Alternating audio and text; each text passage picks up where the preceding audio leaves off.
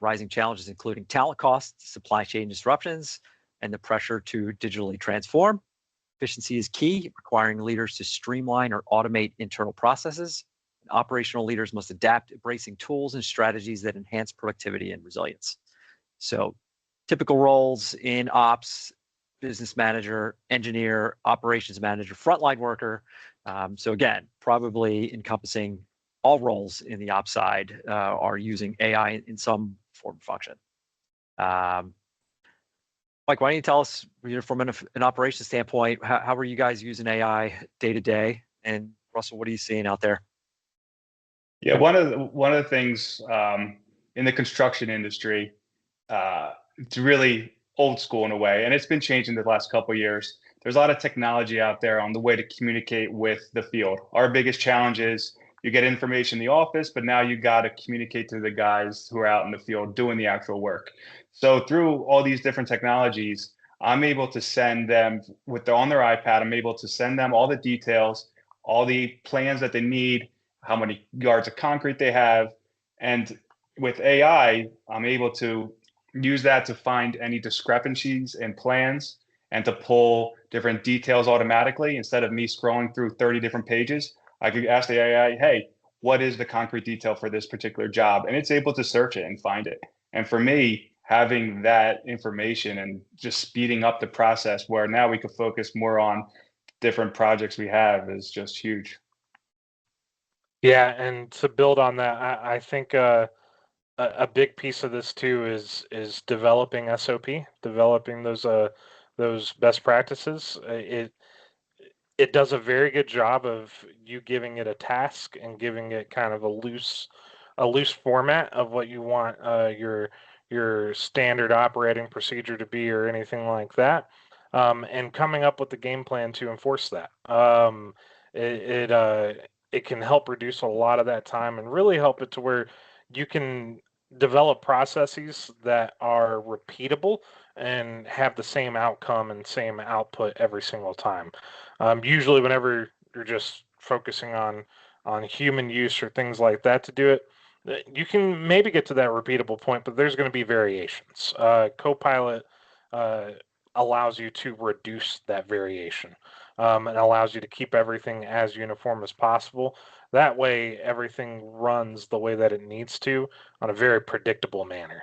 You don't have to worry about some of those curveballs coming through because someone didn't follow something to a T. And it really allows for you to keep everything as streamlined as possible in that as well. So yeah, I think that's where I've seen a lot of partners and a lot of people using it to your point. I know we brought it up earlier, but even like down to scope of works, having those be uniform and the same every single time. That way technicians aren't having to guess, or one technician isn't doing or writing a scope of work one way, whereas this one over here is writing it one way, and then we have lines crossed in communication. It reduces a lot of that challenge. Yeah, consistency is such a challenge. So one of the AI solutions that I see on here is Copilot Studio. I know it probably doesn't come up too much, but I want to talk about agents just for a brief moment. And Russ, any insight as to how an agent in Copilot could drive efficient operations? Agents are one of my favorite pieces of Copilot, to be honest. What agents do is agents allow you to really create something that's personalized for a certain group or a certain task, right? So you can create an agent where, and the way I look at agents are they are saved prompts, essentially. So you're telling an agent, hey, this is the specific task that I want you to do. This is how I want you to do it. And this is the data sources I want you to pull from. That way, if anyone goes and uses that agent afterwards, it'll be a repeatable and predictable experience. So agents are really cool in getting specialized. So if there's a certain role or certain job that's a little bit different than all the other roles in your organization, you can create an agent that's specific to those people, and it'll really allow them to work through their roles more efficiently. That's specific to what they're doing. That's additionally, this goes back to the customer service piece, but you can even use agents to be that front facing that front-facing customer service representative, like that level 1 customer service one, to possibly help resolve things without having to go to an actual person, and freeing up time for level 2 techs to actually be working on other things that they could be doing otherwise, that kind of thing. So I think a lot of people agents, are kind of hesitant on that front to put agents out on the front line. Like, what do you see as kind of the uptake and timeline for maturity of those types of agents to be actually handling those frontline tasks? it really depends. I think we're getting there, and we're getting there really quick already. With Microsoft just rolling out GPT-5, for example, that's improved a lot of this, um, a lot of